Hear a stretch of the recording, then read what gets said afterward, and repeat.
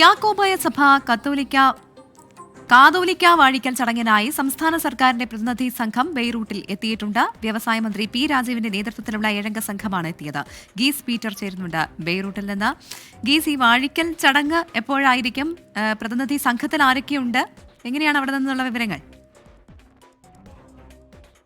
പ്രവിധ കേന്ദ്ര സംസ്ഥാന സർക്കാരുകളുടെ പ്രതിനിധി സംഘം യാക്കോബായ സുറിയാനി സഭയുടെ കാതോലിക്ക വാഴിക്കൽ പങ്കെടുക്കുവാൻ വേണ്ടി എത്തുന്നുണ്ട്. ഇപ്പോൾ ബെയ്റൂത്തിൽ പി രാജീവ്, അതായത് സംസ്ഥാന സർക്കാരിന്റെ പ്രതിനിധി സംഘം എത്തിച്ചേർന്നിട്ടുണ്ട്. പി രാജീവാണ് സംഘത്തെ നയിക്കുന്നത്. 7 അംഗങ്ങളാണ് ഈ സംഘത്തിലുള്ളത്. MLA-മാരായ അനൂപ് ജേക്കബ് അടക്കം 7 പേരാണ് ഈ സംഘത്തിലുള്ളത്. എന്തായാലും ഉച്ചയോടുകൂടി, ഇവിടെ ഇപ്പോൾ സമയം നമ്മുടെ ഇന്ത്യൻ സമയം ഏകദേശം 3.5 മണിക്കൂർ പുറകോട്ടാണ്. അതുകൊണ്ട് ഉച്ചയോടുകൂടി ഇവിടെ ബെയ്റൂത്തിൽ മന്ത്രിയും ഒപ്പം തന്നെ MLA-മാരും എത്തിച്ചേർന്നിട്ടുണ്ട്.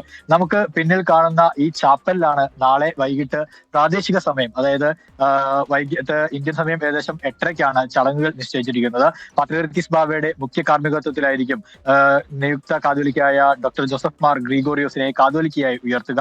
ഒപ്പം തന്നെ വിവിധ മത മേലധ്യക്ഷന്മാർ, ഇതിനോടകം തന്നെ അച്ചാനയാണ് ഈ സ്ഥലം, ബെയ്റൂട്ടിലെ അച്ചാനയാണ്, പർവ്വത നിരയാണ്.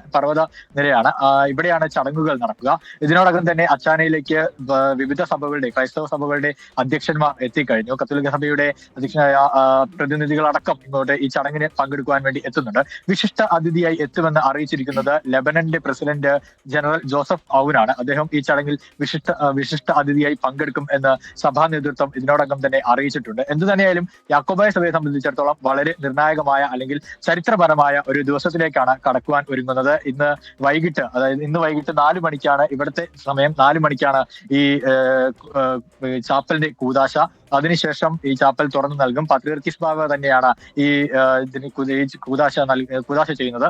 ഒപ്പം നാളെ വചനിപ്പ് പെരുന്നാളാണ്. ക്രിസ്ത്യാനികളെ സംബന്ധിച്ചിടത്തോളം വളരെ പ്രധാനപ്പെട്ട ക്രിസ്മസ്, അതുപോലെ ഈസ്റ്റർ എന്നിവ പോലെ തന്നെ വളരെ പ്രധാനപ്പെട്ട ഒരു ദിവസമാണ് വചനിപ്പ് പെരുന്നാൾ. അതുകൊണ്ട് ആ ദിവസത്തിന്റെ പ്രാധാന്യം കൽപ്പിച്ചുകൊണ്ട് തന്നെയാണ് വാഴിക്കൽ ചടങ്ങ് ആ ദിവസത്തിലേക്ക് നിശ്ചയിച്ചതും. ഒപ്പം രാവിലെ പാത്രിയർക്കീസ് ബാവയുടെയും നിയുക്ത കാതോലിക്ക ബാവയുടെയും നേതൃത്വത്തിൽ ഈ ചാപ്പലിൽ, ഇന്ന് കുദാശ ചെയ്യപ്പെടുന്ന ഈ ചാപ്പലിൽ കുർബാന ഉണ്ടാകും. ശേഷം വൈകിട്ട് പ്രാദേശിക സമയം 4 മണിക്കാണ് ഈ കാതോലിക്ക വാഴിക്കൽ ചടങ്ങ് നടക്കുക. ഏകദേശം 2 മണിക്കൂറോളം നീണ്ടു നിൽക്കുന്ന ചടങ്ങാണ്.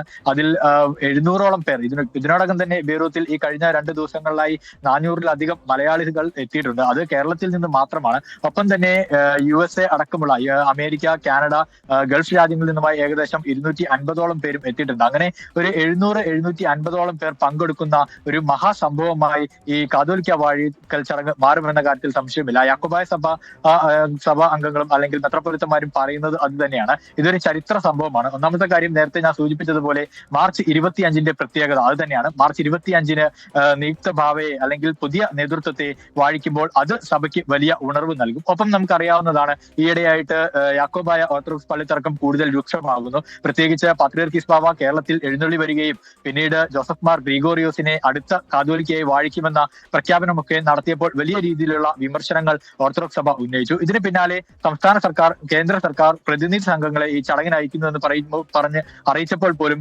ഓർത്തഡോക്സ് സഭ വലിയ രീതിയിലുള്ള വിമർശനങ്ങളും പരാതികളും ഉന്നയിച്ചതാണ്. എന്തു തന്നെയായാലും ഓർത്തഡോക്സ് സഭ ഒരു വശത്ത് പരാതികളും വിമർശനങ്ങളുമായി മുന്നോട്ട് പോകുമ്പോൾ അതിനെല്ലാം തരണം ചെയ്തുകൊണ്ടാണ് സഭയുടെ 81-ാമത് കാതോലിക്കയായി ഡോക്ടർ ജോസഫ് മാർ ഗ്രിഗോറിയോസിനെ വാഴിക്കുവാനുള്ള എല്ലാവിധ ഒരുക്കങ്ങളും നടത്തിയിട്ടുള്ളത്. സഭയുടെ കാര്യം പറയുകയാണെങ്കിൽ സഭ കൂടുതൽ സങ്കീർണതയിലേക്ക് കടന്നു പോകുന്ന ഒരു സാഹചര്യം തന്നെയാണ്. ഇന്ന് രാവിലെ ജോസഫ് മാർ ഗ്രിഗോറിയോസ് 24-നോട് പങ്കുവച്ചത് എല്ലാ സമാധാനത്തിന് വേണ്ടിയുള്ള എല്ലാ പിന്തുണയും തന്റെ ഭാഗത്തുനിന്നുണ്ടാകും. ഒപ്പം തന്നെ ഒരു ഐക്യത്തിന് വേണ്ടിയുള്ള എല്ലാ നീക്കങ്ങൾ നടക്കും. പക്ഷെ ലയനം ഉണ്ടാകില്ല.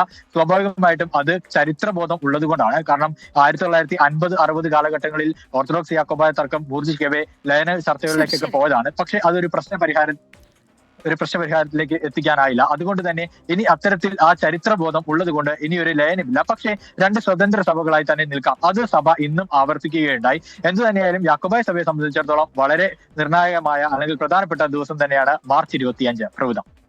ശരി, ഗീസ് പീറ്റർ ആണ് ബെയ്റൂട്ടിൽ നിന്ന് വിശദമായ വിവരങ്ങൾ നൽകിയത്. ഗീസും ആ സംഘത്തിനോടൊപ്പമുണ്ട്. അപ്പോൾ നേരിട്ട് ആ വിവരങ്ങൾ പ്രേക്ഷകരിലേക്ക് എത്തിക്കുകയും ചെയ്യും.